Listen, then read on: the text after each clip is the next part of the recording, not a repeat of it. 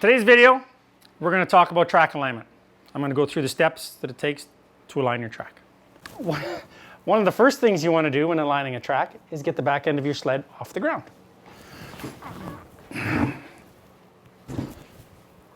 So now that we got the track off the ground, first we're going to check for a little bit of tension. I like to run my tracks just a little bit looser than the manufacturer's recommendation. Gives you a little more speed, but you don't want to go too loose or it's going to slow you down. So this is just about perfect. If it hangs down about an inch, half an inch in the middle, that's a pretty good setting. So right now I'm going to look at the alignment. I look at the windows in the track in relation to the sliders from side to side, and I can tell if it's properly aligned or not. Now you can see this has a gap in it, so it's not aligned properly. So I'm going to show you how to do it right now.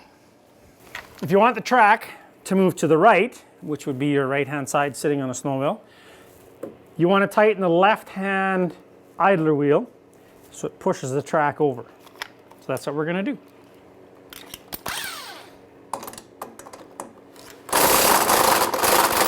So you want to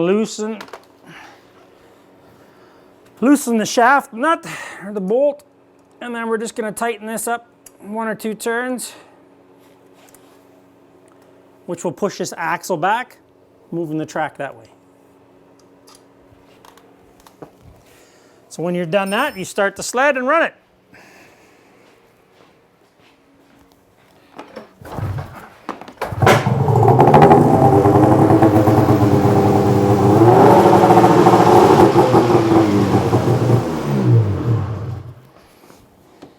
That's pretty good. Check this side. Now they're perfectly even. So that would tell me that the track is aligned. Don't forget to tighten your shaft bolts or your idlers will come off. Don't have to be super tight, just pretty tight.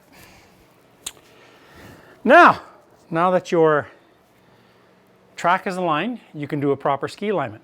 For that, click on the video above and we'll show you how to do that.